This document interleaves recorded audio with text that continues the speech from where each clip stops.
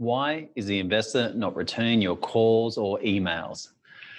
This is unfortunately very common. So in this video, I'm going to be talking about how you can actually respond to it and how to deal with this type of situation.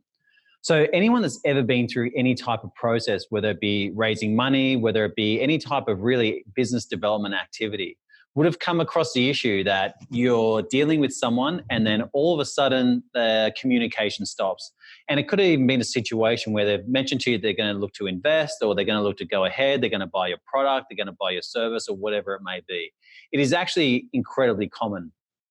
And when we're working with companies, this situation happens quite frequently, that an investor will suddenly go quiet. And I've had it happen to me, and I've spoken with plenty of companies that have had that happen to them.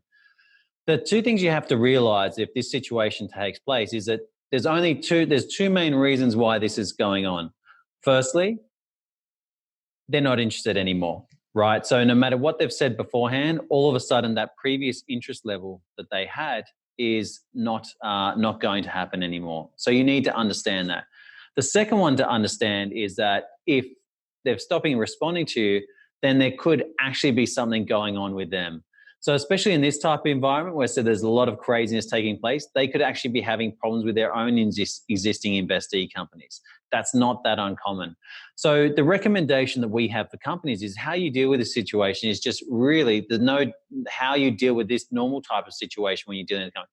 Understand that there may be something going on in the background. So persistence and diligence is really part of it. So I always recommend to companies to keep politely and persistently following up, right? And encouraging different either conversation points or calls to action, whether it be additional communication, additional questions, because the reality is at some point they're going to have to reply to you. Unless they're going to completely ghost you altogether, right? At some point they will communicate with you to help you understand. I've done these follow-up communications via phone calls, I've done it via emails, and I've done it via text message. If you haven't been in business development before, there'll be a part of you that feels like you're actually stalking the person, right? When it's really not the case, that you're just trying to understand what's going on and are they going to be proceeding or are they not going to be proceeding?